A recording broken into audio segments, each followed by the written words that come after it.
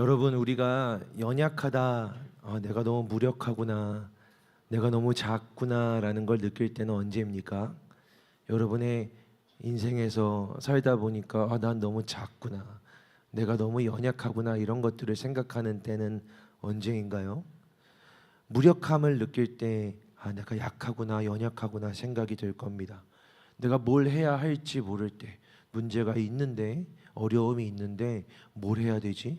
내가 할 수 있는 게 있을까? 이걸 하면 그게 해결될까? 이런 생각이 들면 말이죠. 도무지 어디로 가야 할지 길이 보이지 않을 때, 내가 그 다음에는 어떤 결정을 하고 어떤 방향을 향해 나아가야 할지 도저히 알지 못할 때, 길이 막혀 있는 것 같을 때 우리는 약하다라고 느낄 겁니다. 바울도 아마 그랬나 봐요. 바울도 내가 연약하다, 우리가 연약하구나라는 걸 느꼈나 봐요.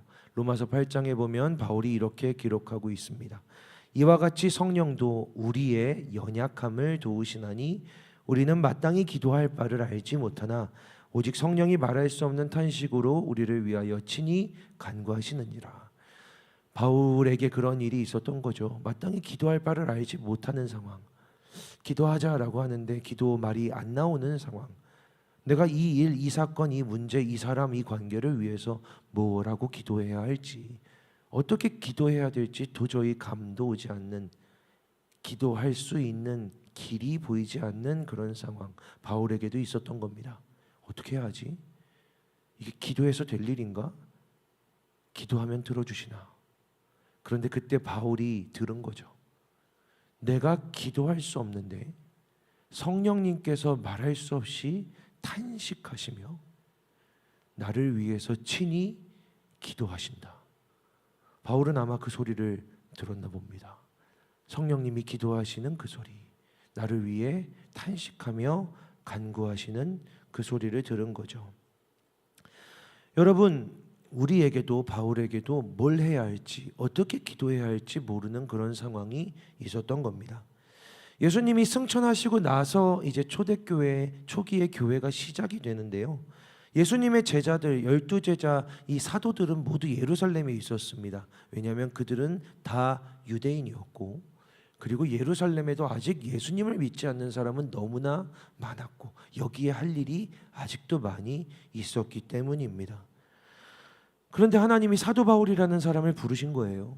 이 사람들이 아니라 예수님이 직접 친히 택하여 가르치시고 길러내신 사도 12제자가 아니라 바울이라는 전혀 다른 사람 하나를 하나님이 부르십니다. 그리고 이 바울이라는 사람을 이방인들에게 보내서 복음을 전하게 하세요. 바울이 처음으로 복음을 들고 전도 여행을 딱 마치고 나서 경험한 게 있습니다. 그게 뭐냐면 성령님이, 하나님의 성령님이 하나님에 대해 전혀 알지 못하는 사람들에게 임하신다라는 사실이었어요. 이게 정말 사실 놀라운 일인데, 여러분, 이런 거예요. 여러분이 이번 수련회 때 오늘 예배 때 혹시 데리고 왔거나 누군가를 이렇게 데리고 오는 거예요. 옆에 앉아서 이제 옆에 놓고 같이 찬양하자고 하는데, 사실 전도 대상자 데리고 오면 걱정되잖아요. 목사님 너무 시작부터 소리 지르는 거 아닐까? 이상하다고 보면 어떡하지? 앞에 모자 쓰고 나왔는데 이상하다고 생각하고, 오늘은 또 왜 갑자기 춤을 추고, 막 이런 걱정들이 막 들잖아요. 막 외치고 소리 지르고 막 울면서 누가 기도하고, 오늘은 얌전한 곳으로 가서 좀 얘가 당황하지 않게 해야겠다, 막 이런 생각들을 하게 되죠. 그 사람이 하나님의 은혜를 받기가 쉽지 않다라는 우리의 생각 때문 아닌가요? 그런데 바울이 이방인에게 가서 하나님에 대해 전혀 알지 못하고 어떤 정보도 갖고 있지 않은 그 이방인들에 가서 복음을 전하였는데, 복음을 이렇게 전하는데 그에게 성령님이 임하시는 역사가 일어나는 거죠. 그 사람이 갑자기 성령님의 충만한 은혜를 경험하는 거예요. 그 사람이 하나님의 복음을 전했을 뿐인데 심지어 하나님에 대해서 잘 알고 있는 유대인들에겐 그런 일이 잘 안 일어나는데 하나님에 대한 기본 정보나 사전 지식, 배경 지식 전혀 없는 이방인들에게 가서 예수님이라는 분이 계시고 우리의 죄를 위해 죽으셨고 부활하셨다라는 이야기를 하는데 그에게 성령님이 임하여서 성령님의 역사와 기적들이 드러나는 일들을 사도 바울이 경험한 겁니다. 바울이 뭘 잘해서가 아니죠. 성령님이 역사하셔서 이런 기적들이 일어나는 걸 그 시기에 기독교 사회가 경험한 거예요. 놀라운 일이었습니다. 그래서 성령님이 그 이방인들에게 우리가 요즘 하는 표현으로 하면 전적으로 하나님께 대하여 타자인, 이스라엘에 대하여 타자인, 정말 타자인 그들에게 복음이 전해졌는데 그들이 그 복음으로 충만하여졌다, 성령으로 충만하여졌다라는 사실을 예루살렘에 돌아와 바울이 알립니다. 이런 일들이 있었다고.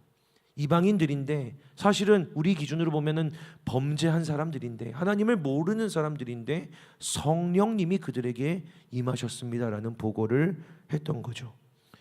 놀랍게도 예루살렘의 교회는, 예수님의 제자들은 이 초기 기독교 교회가 이 역사를 보고 다른 게 아니라 하나님이 거기 역사하셨으니까, 성령님의 역사가 드러났으니까 인정할 수밖에 없다.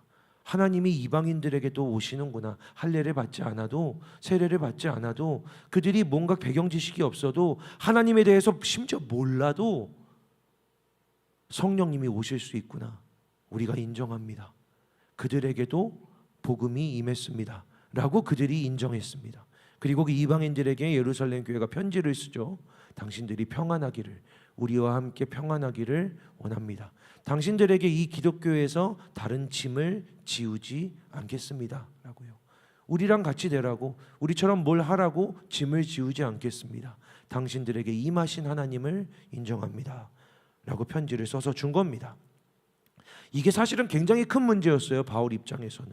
왜냐하면 복음을 전하는데 대부분의 그리스도인들은 유대인들이었고 여기 처음 이 이방인이라고 하는 사람들, 하나님에 대해 전혀 알지 못하고 음란하게 자기의 소욕과 자기의 방식대로 살아가고 있는 이 사람들을 원래 유대인들은 그냥 사람으로도 안 보는데 같이 밥도 안 먹으려고 하는데 바울이 가서 복음을 전했고 그들이 성령님의 역사를 순서 다 제끼고 하나님이 그냥 임해버리셔서 갑자기 성령에 충만해져서 이 사람이 막 방언을 하고 예배할 때 찬양하며 울며 뛰며 기도하고 하나님의 기적을 막 경험하는 일들이 벌어지는데, 이게 하나님의 일이 맞는데 예루살렘 교회가 인정을 안 하면 상황이 나빠지잖아요. 바울은 정말 하나님의 뜻으로 전했는데, 예수를 전했는데 예수님의 제자들이 그건 예수님 아니야 라고 말해버리면 교회가 갈라지게 되게 생겼잖아요. 너무 걱정했는데 그런 일이 안 일어난 거예요. 정말 기쁜 일이죠. 그리고 심지어 예루살렘 교회가 이 모든 이방인들에게 편지를 썼어요. 그걸 갖고 기쁘게 나아가는 겁니다. 아, 이제 더 이상 걱정이 없다, 거리낄 것이 없다라는 기대와 기쁨으로 이제 바울이 나가려고 하는데 바로 그때 문제가 발생했어요. 바로 그때 내부에서 심각한 문제가 벌어졌습니다. 이 문제는 리더십 안에서 벌어진 문제였어요. 당사자 바울에게 벌어진 문제였죠. 사실 별일은 아니었거든요. 두 번째로 이 편지 갖고 전도하러 전도 여행을 떠나는데 그 여행에 마가라고 하는 사람을 데리고 갈 거냐 말 거냐라는 문제였습니다. 이거 중요한 문제 아니잖아요. 얘를 전도 여행에 데리고 갈 거냐 말 거냐, 얘 데리고 가 말어. 근데 바울은 데리고 가기 싫었어요. 왜냐하면 그 사람이 이전에 처음 전도 여행을 갔을 때 얼마 가지 않아서 마음이 상했는지 몸이 아팠는지 무슨 이유가 있었는지 아무튼 그냥 포기하고 돌아와 버렸거든요. 선교를 갔는데 중간에 저 못 갈 것 같아 하고 돌아와 버렸거든요. 근데 그 사람이 이제 두 번째로 전도 여행을 가려고 하니까 이번에 저 가고 싶어요, 이번에는 진짜 가고 싶어요 라고 말한 거예요. 근데 바울은 안 된다고 했어요. 이 안 된다고 한 사람이 누구냐면 마가라는 사람이에요. 여러분, 신약 성경에 제일 처음에 있는 복음서 이름이 뭐죠? 신약 성경의 맨 처음에 나오는 복음서 이름이 뭐예요? 마가예요? 마태복음 다음에 있는 게 마가복음이죠. 이 마가복음을 쓴 사람이 그 마가예요. 사도 바울이 안 데리고 가겠다고 한, 중도에 포기했던 그 마가. 이 마가가 누구냐면 베드로의 제자예요. 그래서 베드로가 데리고 다니면서, 베드로는 글이 막 좋은 사람이 아니어서 마가에게 대신 자기의 말들을 기록하고 쓰게 했어요. 그렇게 쓰여진 편지가 베드로 전후서 이런 것들이에요. 그리고 그 마가가 베드로에게 들은 거예요. 예수님에 대해서, 복음에 대해서. 그래서 쓴 복음서가 마가복음이에요. 근데 이 마가라는 사람이 이런 일들이 있었던 거죠. 처음에는 이 복음을 전하는 전도 여행 가다가 중간에 포기하고 돌아왔어요. 근데 이 마가에게 그 일종의 혈족 빽이 있었어요. 그게 뭐냐면 삼촌이 바나바라는 사람이었던 거죠. 그러니까 마가는 바나바라는 사람의 조카인데, 여러분 복잡하지만 잘 들어보세요. 바나바가 누구냐면, 교회가 처음 세워졌을 때 교회가 너무 어렵고 힘든 사람들이 많았단 말이에요. 그런데 그 교회에 자기가 가진 재산을 전부 내놓고 가난하고 어려운 사람들이 그 재산을 나눠 쓰게 하면서 초기에 교회가 안전하고 은혜롭게 세워질 수 있게 했던 초대 교회의 어른이에요. 되게 훌륭한 사람인 거죠. 그래서 초기 교회 사람들은 다 바나바를 정말 대단한 사람으로 인정했어요. 그리고 바울이 누구였냐면, 바울은 이 예수님 믿는 사람들을 잡아 가두고 또 잡아서 죽이고 하는 그리스도 교회의 대적이었어요. 근데 바울이 하나님의 부르심을 받고 내가 이제는 복음을 전하겠다라고 하니 누가 믿어요? 아무도 안 믿죠. 바울은 여태까지 기독교인들을 잡아 가두고 죽이는 사람이었으니까 아무도 바울을 받아들여 주지 않으려고 했어요. 우리 교인이 될 수 없다고 했어요. 우리 교인 중에 저 친구의 아버지는 바울 때문에 감옥을 갔는데 어떻게 저 사람을 우리 교회에 드릴 수 있느냐라고 사람들이 따지는 게 당연하죠. 당연한 일이었어요. 그런데 그런 바울을 바나바가 보증해 줬어요. 저 사람이 실수하고 저 사람이 잘못했지만 회개하고 돌아왔다. 저 사람과 함께하는 분이 하나님이시라는 걸 내가 보증할게. 내가 저 사람과 함께할게. 내가 저 사람과 같이 갈게 라고 바나바가 바울의 옆에 서줬던 거예요. 그런데 여러분, 전도 여행 하나를 잘 마치고 나서 두 번째 전도 여행을 가려고 하는데, 마가라는 사람이, 마가라는 이 베드로의 제자가 바나바의 조카가 한 번 도망쳤다가 따라오겠다고 하는 거예요. 근데 바울이 그게 용납이 안 되는 거야. 바울은 그게 말이 안 된다고 생각하는 거예요. 어떻게 한 번 하나님의 복음을 저버리고 도망친 사람을 다시 데리고 갈 수 있어? 이 귀한 일, 이 엄청난 사역을 하는데 그런 일은 있을 수 없어. 나는 반대야. 난 데리고 갈 수 없어. 바나바가 얘기해요. 데리고 가자. 데리고 가자. 너도 용납받았잖아. 너를 내가 데리고 갔잖아. 근데 바울이 안 받아들여요. 그럴 수 없다고. 이 일에 그런 일을 만들 수 없다고. 당신 조카라서 그러는 거 아니에요? 이건 성경에 안 나오는데 왠지 그랬을 것 같아. 왜냐하면 싸움이 성경에 이렇게 기록되어 있거든요. 심히 싸웠다. 바울과 바나바가 심하게 싸워서, 대충 싸운 게 아니고 엄청 싸워서 갈라졌대요. 갈라졌는데 이후로 바울과 바나바는 마지막까지도 함께하지 않아요. 아예 갈라진 거예요. 심지어 마가는 나중에 바울이 데리고 다니면서 마가는 이제 나한테 유익한 사람이라고 해요. 근데 바울과 바나바는 여기서 되게 세게 싸운 거예요. 갈라졌어요. 자, 그런데 여러분, 바울이 아직은 전도 여행 한번 제대로 하고 온 것 외에는 이 기독교 사회에 한 게 없어요. 사람들은 바울이 뭘 했는지를 못 봤어요. 왜냐하면 외국에 나가서 했으니까. 그들이 인정하는 건 바나바밖에 없어. 근데 바나바가 바울이랑 싸운 거예요. 바나바가 바울의 보증인, 후원자, 지원자였거든요. 그래서 이 바울이 가장 큰 동역자, 가장 큰 후원자, 가장 큰 지지자를 잃어버리게 된 거죠. 그렇게 2차 전도 여행을 떠나게 된 거예요. 얼마나 두렵겠어요? 얼마나 외로웠겠어요? 그런데 여러분, 바울이 길을 이렇게 막 떠났단 말이죠. 바울이 길을 떠나는데 여기 그들이 있던 안디옥에서 이렇게 나오는 동안 하나님이 바울을 위로해 주세요. 바울 평생에 내 사랑하는 아들이라고 부를 수 있는 디모데라는 새로운 제자 동역자를 만나게 해주세요. 그리고 바울이 이 디모데와 함께 사역하는 그 사역이 되게 힘있게 하세요. 교회가 세워지고 굳건해지고 강해지게 하세요. 놀라운 일이죠. 그런 어려운 일이 있었지만 이 나오면서 하나님의 역사들이 일어나요. 감사하다 하는데 거기까지였어요. 바울이 바나바와 같이 갔던 데까지. 그리고 바울이 이제 자기가 나는 일로 갈 거야, 나는 아시아로 갈 거야 라고 맘먹고 이 노선을 정하는 순간부터 우리가 읽은 본문인데 성경에 이렇게 나와 있어요. 성령이 바울이 아시아에서 말씀을 전하지 못하게 하셨다. 여러분, 하나님의 말씀을 전하는 사람인데, 하나님의 말씀을 전하는 사역자인데, 이 말씀의 주인은 하나님 성령님이신데 성령님이 말씀을 못 전하게 한 거예요.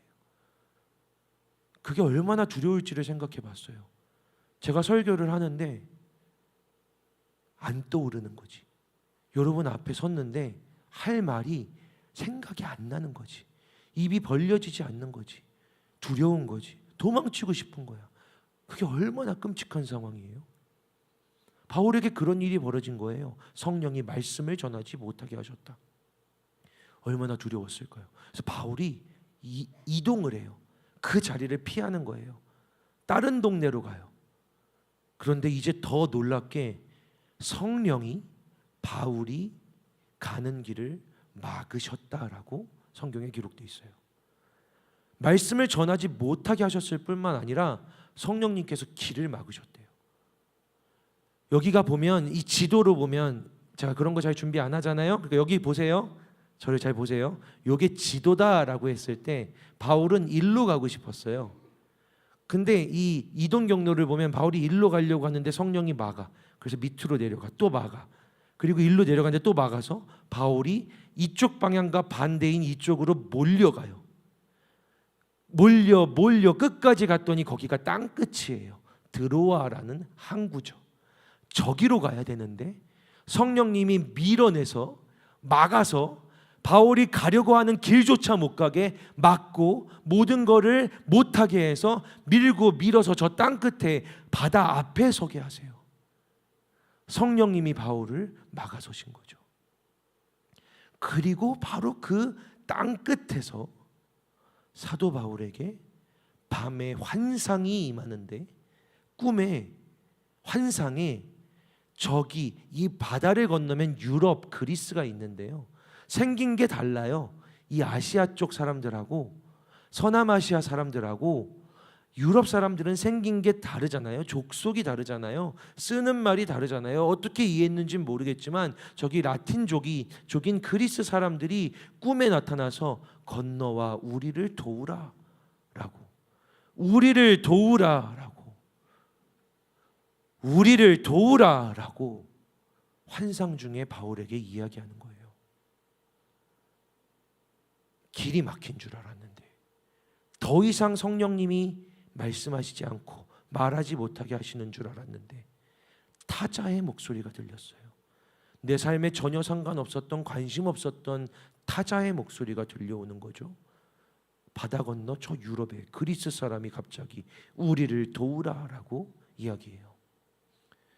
그리고 바울은 정말 그곳으로 건너가요. 여러분, 결론만 이야기할까요? 바울의 인생에서 가장 아름답고 영광스러운 전도가, 선교가 그 여행에서 벌어져요. 바울의 평생에 바울이 가장 사랑하는 교회가 거기에서 세워져요. 바울의 가장 강력한 동역자들은 그 여행에서 만나게 돼요. 바울의 유일한 유산들이 다 그 2차 전도 여행에 펼쳐지는 거죠. 성령님이 막고 성령님이 못하게 하셔서 밀려간 그곳에서 말입니다. 사랑하는 여러분, 제가 한 주간 청년들을 이렇게 만나는데 왜 이번 주에 만난 청년들은 참 그런 얘기들을 많이 하더라고요. 상황이 답답해지는, 길이 막힌 것 같은, 하나님이 막으신 것 같은, 내가 더 할 수 있는 방법이 없는 것 같은 저 그런 상황이에요. 어떻게 해야 될지 모르겠어요. 어떻게 하면 좋아요? 목사님, 제가 뭐라고 기도해야 될지 모르겠어요. 이런 이야기들을 많이 들었어요. 저도 이번 한 주를 보내는데 어저께 있었던 일이에요. 여러분, 어저께 제가 우리 오늘 예배를 준비하는데 우리 찬양팀하고 같이 찬양하잖아요. 저희 찬양팀 웨이크가 총 원이 39명, 40명이에요. 그래서 찬양팀 모임을 딱 하려고 이제 2시 40분에 모임이 있어서 확 갔어요. 근데 거기 6명 정도 있더라고요. 전체가 40명인데 6명이 있으니까 제가 마음이 확 무너진 거예요. 이렇게 사람이 없나? 그런데 여러분, 오늘 우리 찬양 같이 했잖아요. 오늘 찬양한 게 되게 신나는 찬양이었잖아요. 막 뛰고 소리 지르고 악기도 막 빵빵해야 되고 막 그런 찬양이었거든요. 야, 사람이 너무 없다. 근데 목사님, 내일은 기타도 없어요. 예? 야, 그러면 미리 말해주지 하면서 막 저도 막 속이 상하려고 그러는 거예요. 그런데 그때 하나님이 저한테 네가 내일 전하려고 하는 그 말씀을 떠올리게 해주셨어요. 왜냐하면 제가 쓰는 설교에는 이런 부분이 있거든요. 여러분, 사랑하는 여러분, 하나님이 길을 막으실 때, 하나님이 우리의 벽처럼 느껴질 때, 바로 그곳에서 하나님이 길을 내십니다. 예수님이라는 길을 내어주십니다. 제가 그런 설교를 여기다 써놨거든요. 그게 떠올랐어요. 목사님, 어떻게 해요? 목사님, 어떡하죠? 지금이라도 다른 곡으로 바꿀까요? 그때 제가 그래서 제 마음은 그렇지만 안 좋지만 이렇게 얘기했어요. 예수님이 길을 내시겠지. 예수님이 길을 내실 거야 라고 이야기했어요. 그리고 같이 기도하자고 했죠.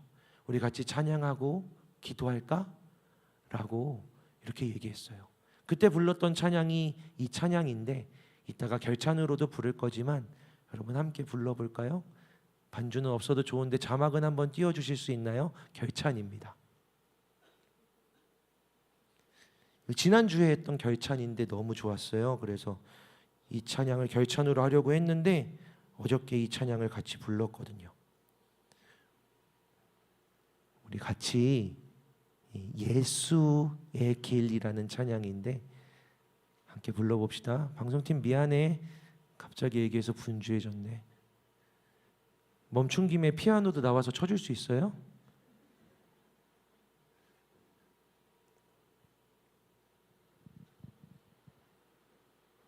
다 좋은 사람들입니다, 여러분.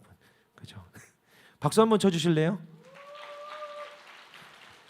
어저께 되게 막 딱 이랬어. 피아노 하나, 그리고 적은 인원의 찬양팀이 이 예배를 기도로 준비하면서 불렀던 찬양인데 함께 부르고 싶어요. 같이.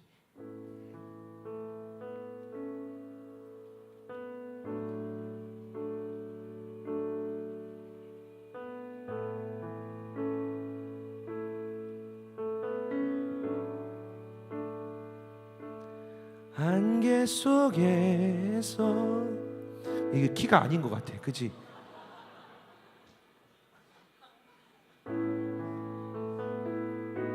맞아요. 다 그럴 수 있잖아요, 그죠? 같이 찬양할까요? 안개 속에서, 안개 속에서 주님을 보내 아무도 없을 것 같던 그곳에서 손 내미셔서 나를 붙드네. 길 잃고 쓰러져 가던 그곳에서 주 말씀하시네. 내 손 잡으라고 내가 곧 길이요 진리 생명이니 나 그 길을 보내 주 예비하신 곳 다른 길로 돌아서지 않으리 예수의 길 그 좁은 길 나는 건네 주 손 잡고 그 무엇도 두렵지 않네 주님 주신 약속 내게 있으니 세상의 길 그 험한 길 승리하네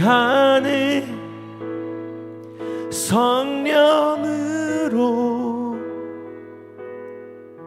그 무엇도 바라지 않네 저 하늘에 내 소망 있으니 그리고 함께 기도했어요. 이렇게 이야기했죠. 우리 이 시간 함께 기도합시다. 예수님께서 우리에게 말씀하셨어요. 내가 곧 길이요 진리요 생명이니 누구든지 나로 말미암지 않고는 하나님께로 올 자가 없느니라. 우리 이 시간 기도합시다. 하나님, 길이 보이지 않는 지금, 길이 보이지 않는 것 같은 이 답답한 상황 속에 그래서 하나님 더 유일한 길이 되시는 예수님을 바라봅니다. 예수께서 내 길, 우리의 길이라는 사실을 기억합니다. 깨닫습니다. 고백합니다. 선포합니다. 예수님, 예배의 유일한 길은 예수님이십니다. 이 예배의 유일한 목적과 결론은 예수 그리스도이십니다. 우리의 길에, 우리의 눈에, 우리의 손에 다른 것들이 보이지 않고 잡히지 않고 옆에 아무것도 없는 것 같아도 예수님이 길이 되어주시면 하나님께로 나아갈 수 있습니다. 주님, 내일의 예배가 예수를 길로 삼아 예배로 하나님께 나아가는 길이 되게 하여 주시옵소서. 우리 이 시간 함께 기도합시다라고 그렇게 기도했어요. 그리고 기도하고 연습을 한 거죠. 놀랍게도 연습을 하려고 하는데 갑자기 아무도 없다고 했던 일렉 한 명이 올 수 있대요. 감사한 일이죠. 하나님의 선물같이 느껴졌어요. 횡할 것 같은 연습인데 그 작은 방에서 어저께는 또 막 비전을 또 못 썼거든요. 조그만 방에서 연습하는데 가득하더라고요. 기쁨이 넘치더라고요. 연습이 예배고 기도가 되더라고요. 그리고 오늘 여러분 경험했잖아요. 우리의 찬양이 부족했습니까? 이 찬양이 약했습니까? 예수가 길이 되시면 방법이 없고 길이 없는 곳에 길이 생겨납니다. 예수님이 길이 되시면 방법이 없고 길이 없는 것 같은 곳에 진짜 길을 경험할 수 있어요. 여러분에게 묻고 싶어요. 여러분 혹시 어떤 삶을 살아가고 있나요? 힘든 지점에 서 있진 않습니까? 주변에 아무도 없는 것 같진 않으세요? 동역자가 없다. 함께 해줄 사람이 없다. 여러분 앞날이 보이세요? 내일이 1년 뒤가 비전이 있습니까? 길이 없다고 느껴지지 않으세요? 하나님이 왜 나한테 이러시지? 하나님 나한테 왜 이러시지? 이거 맞아요? 라고 기도하지 않습니까? 그런데 여러분 바울이 깨닫게 된 게 있어요. 그게 뭔지 아세요? 성령님이 막으셨잖아. 성령님이 말을 못하게 했잖아요. 그게 무슨 의미인지 아세요? 성령님이 가까이 계시다는 거예요. 여러분 성령님이 막았잖아요. 성령님이 나아가려고 하는데 여기 딱 막아선 거예요. 갈 수 없어. 이게 무슨 의미인지 아세요? 성령님이 막으셨잖아요. 성령님이 이렇게 막아서셨단 말이에요. 그게 무슨 의미인지 아세요? 가까이 오셨다는 거예요. 성령님이 나를 막아서는 벽이 되셨다. 성령님이 나를 막아 앞으로 나아가지 못하게 하셨다는 건 뒤집어 생각하면 내 바로 앞에 와 계신다라는 의미예요. 저는 그냥 제가 잘못한 건데요. 저는 그냥 제가 실수하고 실패한 건데요. 바울도 그랬어요. 바울도 못나게 행동했죠. 바울도 가장 귀한 동역자를 잃었어요. 자기 성깔 때문에, 품이 작아서. 그런데 성령님이 그 앞에 서 주셨어요. 막으셨다라고 말하지만 그 앞에 서 주심이에요. 내가 더 나아갈 수 있는 길이 없다라고 느껴지지만 내가 나아갈 수 없는 건 성령님이 내 앞에 서 주셨기 때문이에요. 그리고 막힌 그곳에서 성령님을 바라보는 사람들은 그때 깨닫게 돼요. 내가 곧 길이요 진리요 생명이라고 말씀하시는 예수가 길로 펼쳐지는 걸.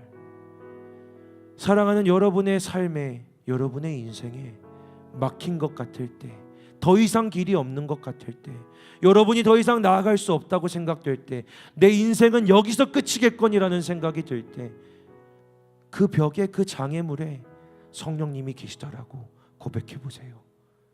여기에 하나님이 계십니다. 제 끊어진 관계에 하나님이 계십니다. 아무도 없는 것 같은 여기에 하나님이 계십니다.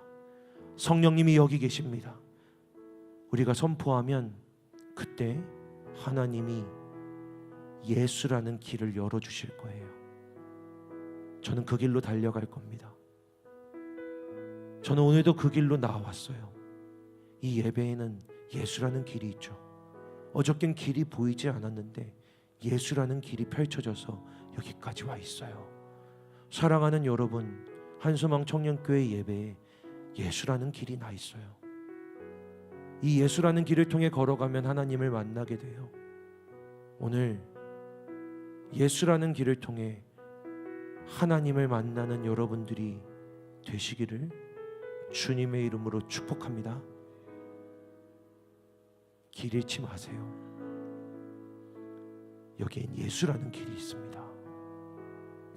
한소망 청년교회 예배에 살아계신 하나님께서 길을 내셨어요. 다른 데 보지 마세요. 어떤 사람들 생각하지 마세요. 두고온 문제 떠올리지 마세요. 관계를 떠올리지 마세요.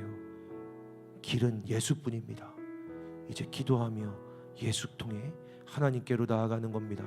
우리 시간 함께 기도합시다.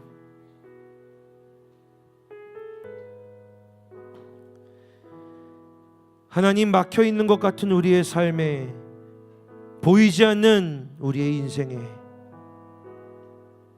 왜 어두운가 했더니 하나님이 오셔서 그렇습니다.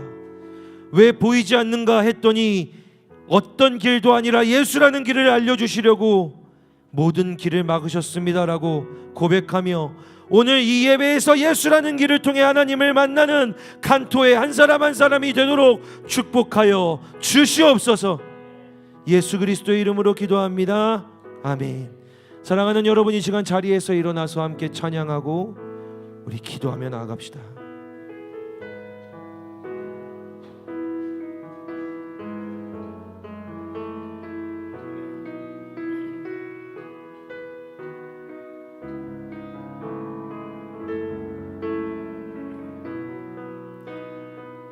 안개 속에서 주님을 보내 아무도 없을 것 같던 그곳에서 손 내미셔서 나를 붙드네 길 잃고 쓰러져 가던 그곳에서 안개 속에서 주님을 보내 아무도 없을 것 같던 그곳에서 손 내미셔서 나를 붙드네 길 길 잃고 쓰러져 가던 그곳에서 주 말씀하시네 내 손 잡으라고 내가 곧 길이요 진리 생명이니 나 그 길을 보내 주의 미약 신고 다른 길로 돌아서지 않으리 예수의 길 그 좁은 길 나는 건네 주 손잡고 그 무엇도 두렵지 않네 주님 주신 약속 내게 있으니 세상의 길 그 험한 길 승리하네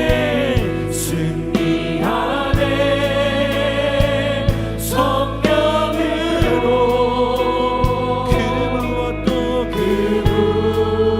무엇도 바라지 않네 저 하늘에 내 소망 있으니 우리 다시 한번 고백합시다. 진심으로 안개 속에서 주님을 봅니다. 주님을 보네 아무도 없을 것 같던 그곳에 주님 오늘 여기 이곳에 와주시옵소서. 손 내미셔서 나를 붙드네 길 잃고 쓰러져 가던 그곳에서 만나주십니다. 주 말씀하시네 내 손 잡으라 내가 곧 길이요 진리 생명이니 나 그 길을 보내 주의 미약 신고 다른 길로 돌아서지 않으리 예수의 길 그 좁은 길 나는 건네 주 손잡고 그 무엇도 두렵지 않네 주님 주신 약속 내게 있으니 세상의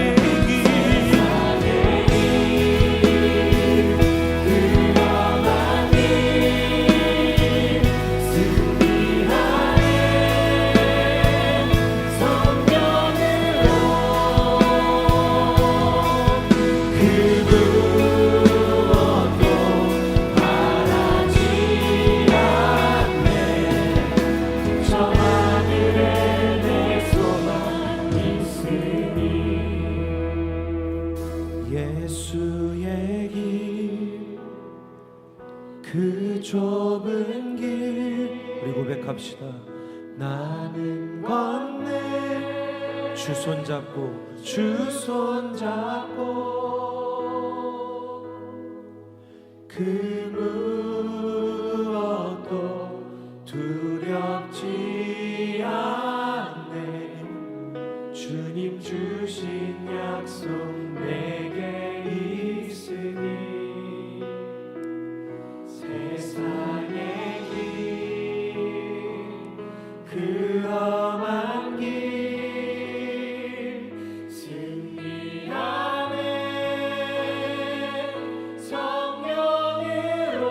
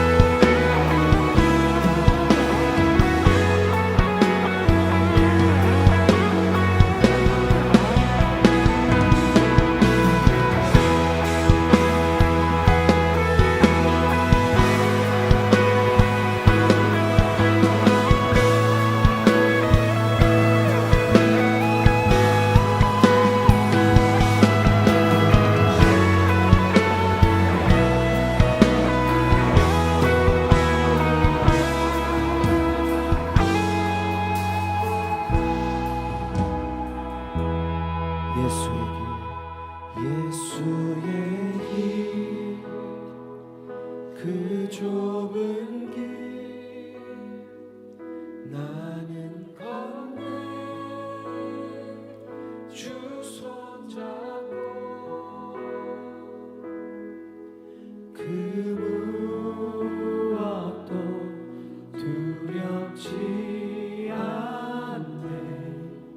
주님 주신 약속 내게 있으니 세상의 길, 그 험한 길 승리하네. 성령으로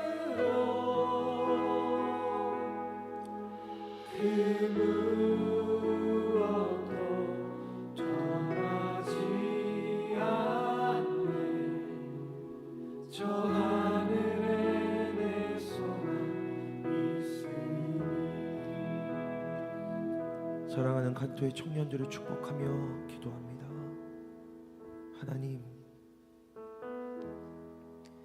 다른 길을 찾아 헤매이다 길이 없어 길이 막혀 답답하고 두려워하는 바로 그때 사랑하는 딸아, 사랑하는 아들아, 내가 곧 길이야 진리야 생명이야 라고 예수님 찾아와서 말씀하여 주시옵소서. 나를 막아서신 것이 은혜이십니다. 내 길이 막혀 있음이 하나님이 내게 가까이 오셨다라는 증거입니다. 그러니 이제 예수라는 길로 걸어갈 축복을 경험하겠습니다. 고백하는 청년들이 되게 하여 주시옵소서. 이 세상이 험합니다. 우리 주변의 사람들은 두렵고 떨리게 합니다. 하지만 성령으로 승리하게 하여 주시옵소서. 우리의 방법이 아니라 성령님께서 우리의 길과 승리가 되어 주셔서 이 세상을 오히려 두렵게 하는 간토의 청년들이 되게 하여 주시옵소서. 예수 그리스도의 이름으로 기도합니다. 아멘. 우리 주님께 영광의 박수 올려드립시다. 아멘.